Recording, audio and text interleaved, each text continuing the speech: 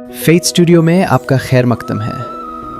आज की कहानी, ये कहानी है एक नौजवान असलम की, जो दिन रात मेहनत करता मगर फिर भी खुश रहता, क्योंकि उसके घर में उसके बुज़ुर्ग वालिद और बीमार वालिदा उसका सहारा थे। वो जानता था कि वालिदैन की खिदमत सबसे बड़ी इबादत है।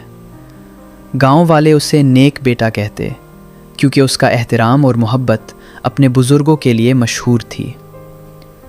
लेकिन एक रात ऐसा वाक़या हुआ जिसने उसकी ज़िंदगी बिल्कुल बदल दी। असलम सुबह सूरज निकलने से पहले खेत में चला जाता, दोपहर की गर्मी में मेहनत करता और शाम को घर आकर अपने वालिद के पैर दबाता। उसकी वालदा काफ़ी अरसे से बीमार थी, इसलिए वो खुद खाना पकाता और उन्हें अपने हाथ से खिलाता।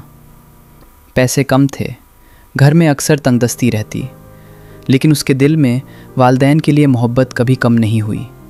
वो कहता था कि उनकी खिदमत ही उसकी असली दौलत है। एक साल बारिश की वजह से उसकी पूरी फसल बर्बाद हो गई। घर में खाने के लिए कुछ नहीं बचा और उसकी वालिदा की दवाई भी ख़त्म हो चुकी थी। असलम गांव के इर्द गिर्द काम की तलाश में घूमता रहा, लेकिन किसी ने उसे काम नहीं दिया। रात को वो छुप कर रोया, मगर सुबह फिर उठकर हिम्मत से निकल पड़ा, क्योंकि उसके वालिदैन उसी पर भरोसा करते थे। जो थोड़ा खाना मिलता, असलम खुद भूखा रहकर अपने वालिदैन को खिला देता। एक दिन उसके पास सिर्फ एक रोटी बची थी। उसने वो भी अपने वालिद को दे दी, खुद सिर्फ पानी पीकर सो गया। उसके लिए उनकी खुशी ही सबसे ज़्यादा ज़रूरी थी, चाहे उसे खुद कितनी ही मुसीबत हो। किसी शख्स ने असलम को कहा कि अगर वो अपने वालिदैन का पुराना घर बेच दे तो उसे बहुत पैसा मिल सकता है और वो शहर जाकर नया काम शुरू कर सकता है। मगर असलम ने साफ इनकार कर दिया। ये घर मेरी वालिदैन की निशानी है, मैं इसे कभी नहीं बेचूंगा, चाहे मुझे कितनी ही मुश्किल हो। उसने अपनी वालिदैन की खुशी को पैसों से ज़्यादा अहम समझा। एक रात जब हालात बहुत मुश्किल हो गए, असलम सजदे में गिर गया और रोया, ए अल्लाह, मुझे कोई भी मुश्किल मंजूर है, बस मेरे वालिदैन को सुकून आता फरमा। फिर वो सुकून से सो गया, अपने रब पर पूरा भरोसा करके, ये जानते हुए कि अल्लाह कभी अपने नेक बंदों को तन्हा नहीं छोड़ता। कुछ दिनों बाद गांव के एक पुराने कुआं को साफ़ करते हुए असलम को ज़मीन के अंदर छुपा हुआ एक कदीम संदूक मिला।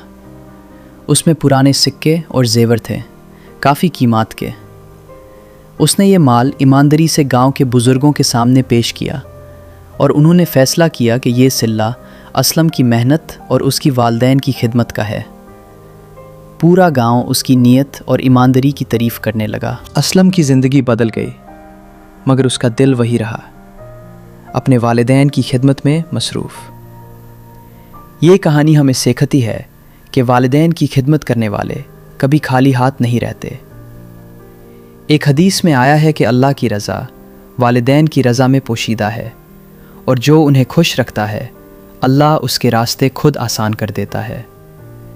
ये सबक हमेशा याद रखना चाहिए। अगर आपको ये कहानी पसंद आई तो अपने वालिदैन की खिदमत करना कभी न भूलें और चैनल को सब्सक्राइब करना न भूलें, ताकि ऐसी और प्यारी कहानियाँ आप तक पहुँचती रहें।